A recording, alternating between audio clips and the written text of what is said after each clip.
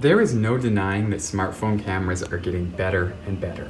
And this is not only due to the fact that smartphone companies are slowly but surely incorporating larger sensors into their smartphone cameras, it is also due to the fact that companies are slowly but surely adding more and more camera sensors and lenses to their smartphones. This results in a much wider zoom range and a lot more versatility for both photo and video. But even the top of the line iPhone XS Max still only features the dual camera setup that we have seen all the way from back with the iPhone 7 Plus. Seeing all the releases of new Android phones with triple or even quad lens setup has me a bit jealous using my iPhone 8 Plus. So I went on the search for an affordable solution that is still convenient and easy to carry around with me at all times. And I think I found it. This $11 iPhone case features two lenses, giving you a zoom range all the way from an ultra-wide look to a 4x optical zoom in both photo and video modes. It is easy to install, always on you, and it's well built. So let's start off with the negatives.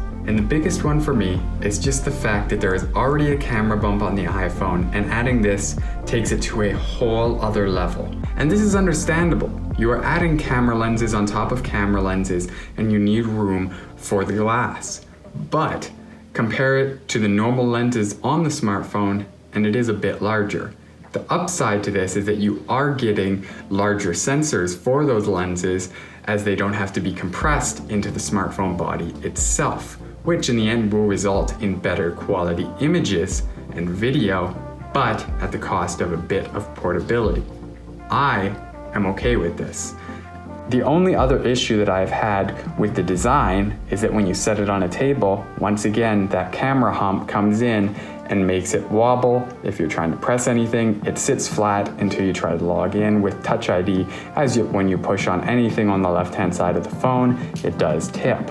This is not the end of the world, because if you use something like a pop socket, it will fix this completely and it will stop wobbling. 1 second. I need to put my dog on the couch. That is better. The only other issue that I've had with this is with the actual quality of the wide-angle lens. And I understand they need to make it portable. So having a wide-angle lens on top of the already wide-angle lens on the iPhone was challenging. This results in a bit of vignetting in photos and a tiny bit of distortion in videos. The telephoto lens, on the other hand, has no issues, as it's shooting off of an already telephoto lens, so it didn't have to be that wide. In the end, you're just going to see a tiny bit of vignetting depending on where the OIS is when you take the photo. And for video, you are going to see a tiny bit of softness around the corners, but nothing major.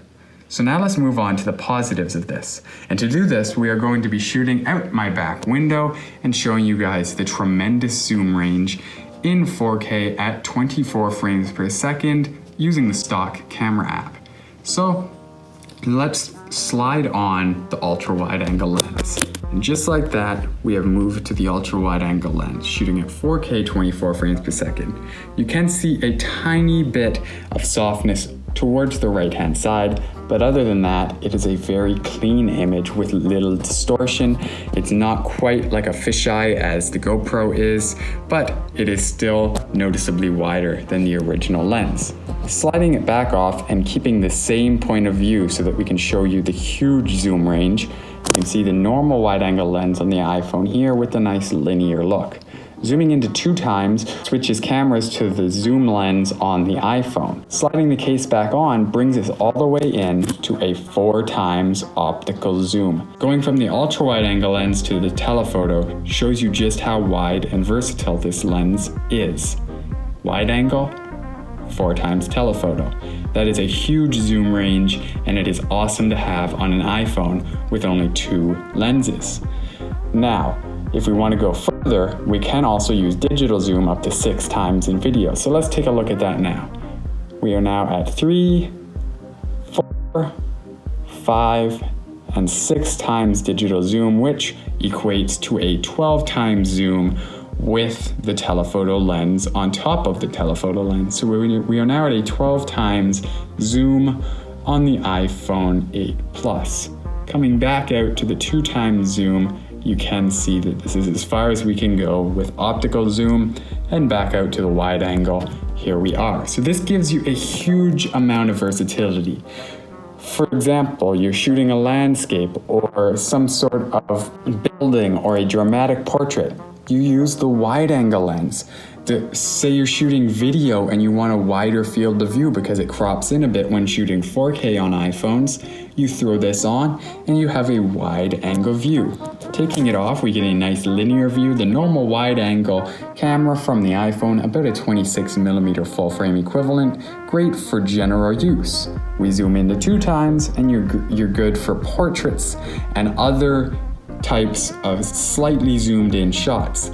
Throwing on the 2 times telephoto lens gives you a 4 times optical zoom for any of your telephoto needs, from creeping your neighbors to recording a video of the birds in a tree at a park. There are endless opportunities for this, and the results justify the $11 price tag any day. If there were other things that I would complain about, they would just have to do with the iPhone itself. For example, the f2.4 lens when on the telephoto doesn't do all that well inside, as you can see the noise, but at the same time you are getting a 4 times optical zoom on a cell phone. You cannot complain, and even if we were to take the lens off, you're still going to have that noise just because it is a smaller sensor inside, so you can't dock the lens for that. That is just a smaller sensor due to the fact that it's a telephoto lens on a smartphone. As well as this, one other thing that you will have to keep in mind is that portrait mode is very finicky while using the lenses, as it uses both lenses when you're doing portrait mode. So by using a wide angle and an ultra zoomed in lens, it's very hard for it to tell depth. So I would recommend using portrait mode without the lens attached. Other than that, I have nothing but positives for this. It is an awesome investment if you have an iPhone, and I'm sure you can find it for any of the dual camera setups on iPhones. There are even some with more than 2 lenses. But I opted for the 2 lenses for the fact that I didn't want to have a huge attachment in my pocket, and 2 lenses are more than enough for me, giving me the option to go from an ultra wide to a normal wide to a telephoto, and finally a 4 times optical zoom. I hope you guys enjoyed this video. I will leave you with some photos that I've taken with this, just some quick examples to show you how crazy this zoom range is, and the fact that you can get a 40 times zoom, obviously with the digital zoom in the iPhone, but a 40 times zoom on your iPhone. So thank you guys for watching. Enjoy the photos.